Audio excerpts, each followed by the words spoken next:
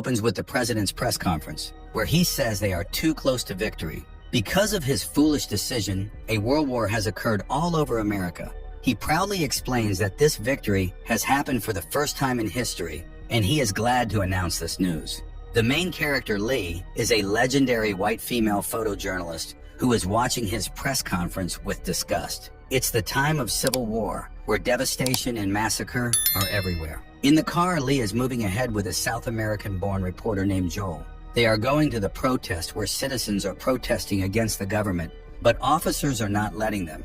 To keep them calm, they are showing violence by beating them hard. On the other hand, Lee is busy clicking pictures of this injustice. She is not alone here. Many other journalists are there, and the youngest talent is also taking the pictures by risking her life. Unfortunately, she is hit by someone, and Lee drags Jessie out of this mess. By looking at Lee, she is surprised because she is in front of her ideal personality. Soon, Lee realized something was going to go wrong, so she bent the girl down. As she had expected, an explosion appeared, and the result was obvious because dead bodies were lying on the ground. By recalling her duty, she gets a grip on the camera and starts taking breathtaking pictures. Besides, Jessie is busy catching her breath, and she also takes photos of her idealizing figure, who is none other than Lee. Later, Lee, Joel, and Sammy, an older African-American journalist who writes for what's left of the New York Times, are talking. Suddenly, the internet has gone, and Lee, who is uploading a video, has stopped. She reveals to Sammy that they are moving to Washington, D.C. to interview the president. Hearing this, he is shunned because they are putting their lives in great danger. By watching the press, they can shoot them, and the president is not going to have an easy tablet to digest. Ignoring him, Joel convinces him to come along with them because this is going to be a golden opportunity as compared to writing in the newspaper. Lee, who is pissed off with Sammy's lame excuses, moves ahead to her room so she can upload the video. On the way, she encounters Jessie, who reveals how big a fan she is of her. She is glad to listen and prefers to leave because she has nothing to say to teenagers. But she has no idea in the future she has many things to say to her. While taking a bath, Lee's mind does not give her solace for a second because innocent people's dying faces are roaming around her eyes. The following day, they are ready to move ahead to Washington, D.C., but she is shocked to see Jessie in the car. She tries to convince Joel not to take Jessie with them because she is underage. Joel hasn't seen her age. Rather, he has seen her passion, which is similar to Lee's, and he wants to give her a chance. Lee knows Joel is not going to listen to her, so she gets in the car. As the journey starts, Sammy and Joel start a conversation as if Joel is the president and Sammy is Joel, who is asking questions. In no time, they look at the miserable condition of the cars, and they can imagine the condition of the pure souls who are the owners of these cars. On the way, they stop the car to fill up the fuel for the emergency situation. Owners of petrol pumps are also prepared for the alert. Before they took notice of them, they explained their purpose for having gas. On the contrary, they are not willing to support them until Lee offers them a handsome amount. Just then, Jessie comes out of the car because she has seen something and moves ahead to confirm it. A guy also accompanies her, and she is taken back by seeing two men hanging in the air, their faces disfigured because of being beaten hard. The person who is responsible for their pathetic condition is beside her, who hasn't regretted it. In response, Lee, who has arrived there, asks the man to stand with these badly injured guys because she wants to take his picture. On the other hand, Jessie is scared enough to die, but Lee has taken her back without any harm. In the car, when she regains her senses, she regrets not saving them. Joel reveals she can't save them because their destiny is only death. Also, Lee shares an important tip: not to interfere in other businesses by asking more and more questions. Here, Lee has become too harsh with her because she is not in favor of taking that girl with them. As a result, she starts weeping because Lee is saying the right thing. Through the window, they can watch the massacre and the dead bodies on the roads and buildings. In the meantime, Lee asks the girl to get out of the car and tells her to take pictures of the crashed helicopter. She has released her behavior and tries to be nice to her. Also, Lee reveals that in this journey, Jessie can explode or be shot. She is again shocked because this journey is quite expensive, and it is demanding of her life. They are 508 miles away from Washington, D.C., and Lee reveals she wants to take a break from this, but she is still there because she can't run away. Just then, Joel joins them and shares his views to watch the fire shooting a little closer. Lee is not in this favor, but by watching Joel's passion, she agrees. Leaving her, he moves to Jessie and shares his plan for tomorrow morning. But they decide not to take her with them, and Jessie shouts that she is not going to stay back. Soon, he will realize Jesse is not going to listen. The following day, they are with the Western Alliance and fighting with government officers. The boy who is behind the pillar is their target. His leg is already wounded and still fighting back with the opposite forces. Lee, Joel, and Jesse are under the protection of the Western Alliance. They are fighting with the forces, but they can't save their comrade because they shot him when he dared to join them. WA officer is trying to protect him, but blood is flowing like a stream. After that, they get inside the building by watching their steps. Secretly, they are moving ahead, and Lee and Jesse are not leaving the camera aside for a second. Just then, they look at the wounded officer, and they knock him down by shooting him.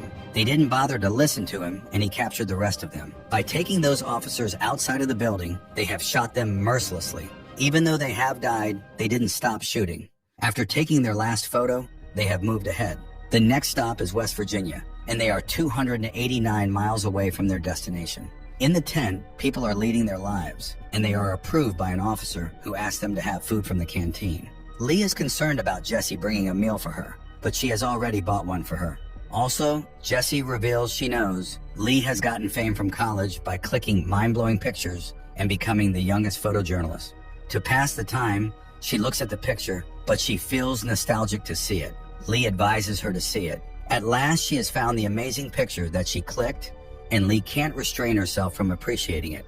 By having a memorable time, they are ready for their next route. In no time, they will have reached heaven because there is no sign of civil war here. Everything is as fine as it used to be. Even Joel thinks he has jumped into the portal that takes him to another world. Just then, they stop the car before the shop. Here, he inquires the girl who is reading a book about what is going on here. Actually, these people keep themselves away from politics and believe in peace. Here, Jesse picks a dress for Lee, and she tries it because Jesse was insistent. Also, she takes a mesmerizing picture of her smiley face. After having a pleasurable time, they continue their voyage. Now they are 176 miles away, and they have reached the Wonderland. It's absolutely empty. Before they get relaxed, they are shot. Luckily, they survived and looked at the officers, who were lying on the ground and shooting at the house. They know someone in the house is aiming at them, and they are shooting back to give them a response. Jesse is taking the picture, and Lee has laid on the ground to fall asleep. While driving, Lee noticed someone was following them. Recklessly, he is driving the car, and soon they realize he is none other than Tony. Tony is their friend and their mate in the press field. He flirts with Jesse and jumps in their car, showing his adventurous look. Jesse also wants to try it by getting inside their car. Tony has taken the car away from them, and Jesse is out of sight of them. Lee is worried about Jesse because she has gotten too close to her. Just then, Lee has watched the car, but it's empty, and the doors are opened as if they haven't been given the chance to close them. They pursue them and secretly notice that government officers have captured them. Also, they have killed many people and buried them. Lee can't see Jesse die like this, so she decided to move ahead. Sammy forbids them because they can kill them without showing mercy. Lee ignores him, and Tony and Joel are also with her. Before ruthless officers kill them, they interrupt and introduce themselves as Americans. Still, officers prove arrogant and kill the person who is captured with Jesse. Watching this, Tony's condition has become terrible, and the officer's attention has moved to him. He asks many questions, but he is unable to speak up. When he reveals he is not American, without wasting time, he shoots him. Watching this, they have started shouting. Jesse and Joel have lost their senses and started shouting terribly. Before he shoots Joel, Sammy makes a heroic entry by crushing the officer under the tires. Jesse has also fallen along with dead bodies, which has given her panic attacks. Pulling her outside, they get inside the car and rush from here. Behind the car, officers are shooting, but they have escaped. By going so far, Joel is being mad, and Jesse, who has seen the murders in front of her eyes, has vomited. Also, Sammy reveals he is unable to drive because he is wounded. Just then, they change their seats, and Joel is driving now. Sammy is taking his last breath, and soon he will have died by leaving his friends behind. At last, they have reached the camp of the Western Alliance, and they are safe. But it's no use because they have lost 3 of their buddies. When Western Alliance officers try to show their condolence, Joel gets mad because Sammy has sacrificed his life, and they get nothing. There are many tankers, cars, and helicopters because they are planning to attack the White House to capture the president. Later, Lee goes to Jesse, who has become silent because she has never faced death from this close. And Lee is also worried about losing the man who is full of wit and inspiration.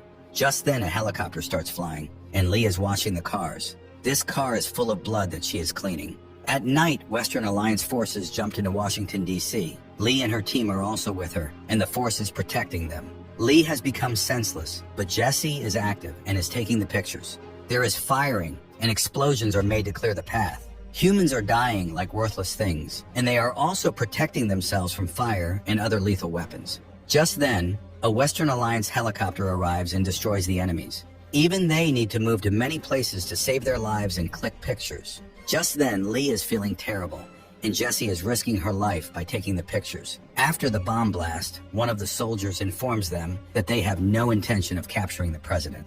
Instead, they have decided to eliminate him on the spot. Suddenly, 2 cars emerge from the White House and dare to flee from here, but forces do not allow him to escape from here. They are captured, and they start shooting until they come out of the car. When they get out, they kill them without giving them a second thought. At the same time, Lee has realized that the president is still inside, and she takes Jesse and Joel to penetrate the White House. Officers have also chased them, and presidential guards are not allowing them to move ahead. Fire combat is occurring, and Lee has regained her senses and clicked the photos. When they move ahead, the president's secretary tries to calm them down, but they insist on showing the president. When she refuses, they shoot him, and she falls to the ground. They move ahead by facing their enemies. Lee and Jesse are following their passion by taking risks in their lives. When Jesse ventures to take the picture by leaving the shelter, Lee saves her by throwing her to the ground. In this case, she has faced the bullets of Jesse, and Jesse is capturing her last moments. After this, she has frozen and doesn't dare to move. They have found the president, who is hiding behind the table. They have dragged him, and when they are about to shoot him, Joel makes them stop. Also, he doesn't consider him important enough to inquire about anything, so he steps away, and the officers have killed the president, while Jesse was taking a picture.